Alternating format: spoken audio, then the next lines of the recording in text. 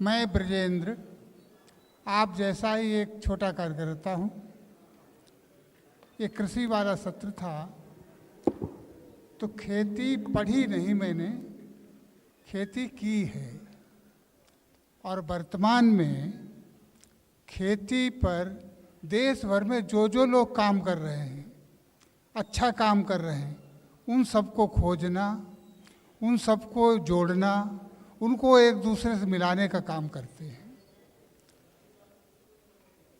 अभी कई नाम आपने बेल जी का नाम सुना होगा, यहाँ पर अमृत खेती सुना होगा, सुभाष पालेकर जी का नाम सुना होगा, कभी सुभाष जी एक और हैं उनका नाम सुनते होंगे, हमारे गुजरात के लोग हैं उनका नाम सुनते होंगे। ऐसे दसों लोग हैं जो पराक्रम कर रहे हैं खेती की दृष्टि से और गाय की दृष्टि से। गाय का संबंध खेती से है, इसलिए आप सबसे एक प्रार्थना मेरी है, गाय पर अगर श्रद्धा आपकी है तो गाय गौशाला से नहीं बचेगी, गाय अगरबत्ती बजाने से भी नहीं बचेगी।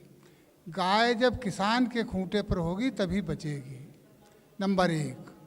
और नंबर दो, खेती भी जब ही बचेगी जब गाय आपके खूंटे पर होगी।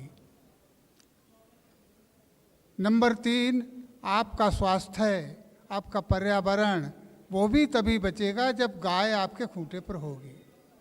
तो लोक भारती इस विषय पर काम करती है। काम कठिन है, जैसा अभी टावरी जी कह रहे थे कि अनुसरण करने वाले क्यों नहीं मिलते हैं। एक ने किया है तो 10 लोग तुरंत क्यों नहीं करने लगते हैं। एक धारा चल रही है विपरीत, उस विपरीत धारा में खड़े होना पहला काम तो ये है। तो लोक भारती ने पूरे देश भर में कम से कम 20,000 लोगों को खड़े किया होगा, जो बिना किसी सहायता के, बिना सरकारी मदद के, अपने पैरों पर जिन्होंने मॉडल केंद्र खड़े किए हैं। इतने नहीं किया है, अभी जब भारत सरकार ने इस पद्धति को स्वीकार किया है तो उत्तर प्रदेश के कृषि वैज्ञानिकों को प्रशिक्षण देने का काम हमारे किसानों ने किया है और आज भी कर रहे हैं। एक चक्र घूम गया है। अभी तक वो कृषि वैज्ञानिक जाकर किसानों को पढ़ाता था, अब कृषि वैज्ञानिकों को सिखाने के लिए हमारा किसान जाता है। ये परिवर्तन हुआ है। अब इसको और आगे बढ़ाना है, गांव के गांव करने वाले दिखें। तो अभी शाहजहाँपुर में एक गांव लिया है जिसमें 50% लोग प्राकृतिक खेती करने लगे हैं। बहराइच में एक गांव लिया है, वहाँ पर भी लगभग 50 किसान प्राकृतिक खेती करते हैं एक गांव में। ये प्रक्रिया शुरू हुई है। अभी इसी महीने से, इसी वर्ष से शुरू किया है कि पूरी की पूरी ब्लॉक प्राकृतिक खेती वाली बने, उसके लिए अभियान शुरू हुआ है। और मैं समझता हूँ अगले 2 साल में प्राकृतिक खेती करने वाले ऐसे विकास खंड आपको दिखाई पड़ेंगे जहाँ पर 200, 400, 500 किसान प्राकृतिक खेती कर रहे होंगे। और एक प्रार्थना और आप सबसे है जो यहाँ पर बैठे हैं और प्राकृतिक खेती करते हैं और गाय पर श्रद्धा रखते हैं, तो 2 काम उन्हें करने हैं। अगर खेती करते हैं तो अपने आप को मॉडल बनाएं और अपने आस पड़ोस, जैसा टाबरी जी कह रहे थे, ऐसे 10-20 किसानों को प्रारंभ कराएं, नंबर 1। नंबर 2, जिस काम को हमने शुरू किया है, आप सब जो बैठे हैं, कितने लोग ऐसे हैं जिनकी रसोई में गौ आधारित उत्पाद आना शुरू हो गया है? हाथ उठाओ जरा। जिनकी रसोई में गौ उत्पाद आता है वो हाथ उठाओ। 1, 2, 3, 4, 5, 6, 7, 8, 10, 15 लोग हैं यहाँ बैठे हुए। आप कीर्तन चाहे जितना करते रहो, मंच पर चाहे जितना जागरण करते रहो, गाथा गाते रहो, जब तक आप अपनी रसोई में गाय के द्वारा उत्पादित उत्पाद लाना शुरू नहीं करेंगे तब तक ये कार्य बढ़ेगा नहीं।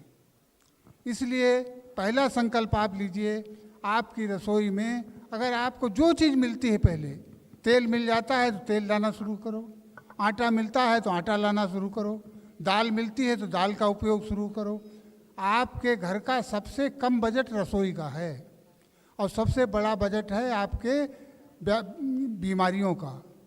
उस बजट को अगर कम करना है तो रसोई का बजट थोड़ा बढ़ा दो और किसान से आप जिस मार्केट में जिस रेट में जो चीज़ मिल रही है उससे 20% ज़्यादा देकर खरीद लो और ख़रीदना शुरू कर दोगे, उस दिन से किसान पैदा करने लगेगा, क्षेत्र बढ़ जाएगा।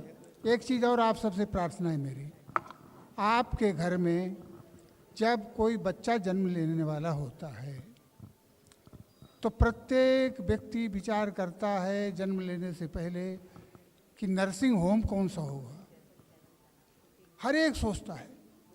और फिर उससे बाद में सोचना शुरू करता है कि स्कूल कौन सा होगा। दो चीज़ों का विचार सब शुरू कर देते हैं उसके जन्म से पहले ही। लेकिन ये विचार कब शुरू होगा कि हमारी जो माँ बच्चा देने वाली है वो स्वस्थ रहे और अब बच्चा जो आने वाला है वो मेधावी हो। उसके लिए उस माँ को गाय का घी चाहिए, गाय का दूध चाहिए और बच्चे को भी गाय का दूध पिलाएंगे हम। ये जिस दिन से शुरू कर देंगे उस दिन से ग्वाला भी गाय पालना शुरू कर देगा, आपकी रसोई में घी आना शुरू हो। तो इतनी प्रार्थना आप सबसे है। आप इसलिए लोक भारती का जागरण का काम बिल्कुल नहीं करती। जो समस्या सामने है उस समस्या का निदान क्या होगा उस पर काम करती है। वो काम छोटा होगा, आगे चलकर बड़ा होगा। धन्यवाद सबको।